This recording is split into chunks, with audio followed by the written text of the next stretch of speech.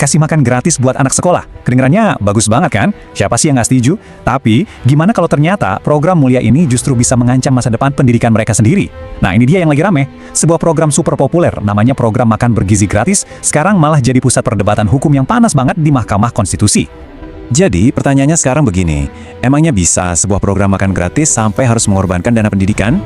Ini pertanyaan yang bikin heboh loh. Sebuah program yang niatnya baik, kok malah dituduh bisa merusak salah satu tiang utama negara, yaitu pendidikan? Dan pertanyaan inilah yang sekarang lagi diuji di pengadilan tertinggi kita. Oke, biar jelas dulu ya. Gugatan ini tuh bukan berarti mereka anti sama program makan gratis ya. Semua juga setuju, itu ide yang mulia kok. Masalahnya, jauh lebih dalam dari itu. Pertanyaan utamanya adalah, duitnya dari mana? Jadi ini bukan soal lauk pauk di piring, tapi soal angka-angka triliunan di anggaran negara. Nah, sekarang kita bedah yuk bagian pertama dari cerita ini. Kita lihat gugatannya. Siapa sih yang berani-beraninya menantang program pemerintah sepopuler ini, dan apa sebetulnya mereka mau? Dan yang menarik, yang menggugat ini bukan partai politik oposisi loh. Bukan. Mereka ini justru orang-orang yang sehari-harinya ada di dunia pendidikan. Ada mahasiswa yang cemas soal masa depan mereka, ada guru-guru honorer yang kita tahu sendiri gajinya gimana, sampai yayasan sekolah yang berjuang supaya dapurnya tetap ngebul. Oke, sekarang kita masuk ke jantung permasalahannya. Semua perdebatan hukum ini ujung-ujungnya mengerucut ke satu angka. Angka keramat yang tertulis jelas di konstitusi kita, 20%.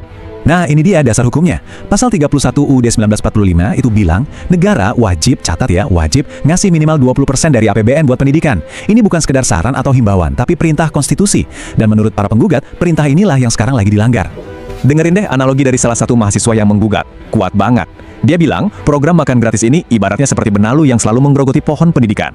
Kebayangkan, dana yang harusnya jadi pupuk biar pohonnya subur, malah dipakai buat yang lain. Jadi tuntutan mereka itu spesifik banget.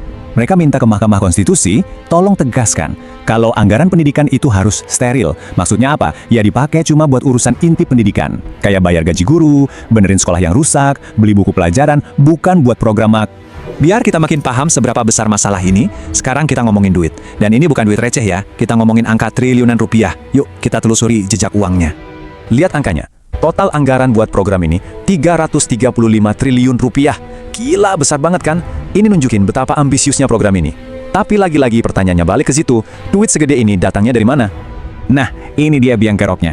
Coba lihat, lebih dari 83% dana buat makan gratis ini ternyata diambil langsung dari kantong anggaran pendidikan. Ini bukan cuma nyolek dikit ya, ini kayak ngambil porsi paling gedenya. Grafik ini bener-bener nunjukin dampaknya. Harusnya kan menurut konstitusi minimal 20%. Tapi setelah duitnya dipakai buat program makan gratis, alokasi yang bener-bener buat pendidikan anjlok. Jadi cuma sekitar 14%. Nah, inilah bukti nyata yang mereka bawa ke pengadilan. Pelanggaran konstitusi yang bisa dihitung.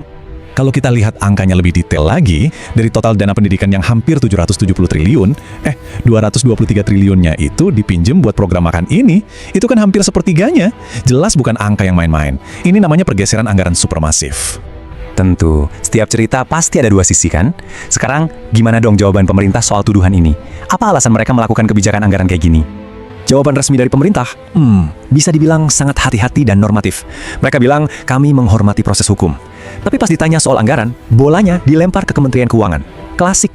Nah, ini dia argumen utama dari sisi pemerintah. Kata mereka, pendidikan itu definisinya luas, nggak cuma belajar di kelas. Ngasih makan siswa, itu kan juga bagian dari membangun sumber daya manusia. Plus, bahan makannya dibeli dari petani lokal, jadi bisa muterin ekonomi daerah. Jadi, ya menurut mereka nih masih nyambung lah sama semangat pendidikan. Oke, kita tinggalin dulu perdebatan hukum yang rumit di ruang sidang. Coba kita lihat dampaknya di lapangan. Buat para siswa dan guru, apa sih artinya semua ini? Inilah taruhan yang sesungguhnya. Para kritikus bilang, ini soal biaya kesempatan.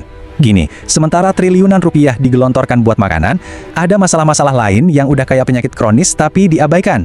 Jutaan guru honorer gajinya di bawah standar, ribuan sekolah kondisinya mau rubuh, dan yang lebih parah, jutaan anak Indonesia malah nggak bisa sekolah sama sekali. Ada seorang ahli dari masyarakat sipil yang menyimpulkannya dengan kalimat yang nyelekit. Dia bilang argumen pemerintah itu cuma tafsir semena-mena soal anggaran pendidikan. Artinya penafsiran yang ngasal dan melenceng jauh dari tujuan awalnya.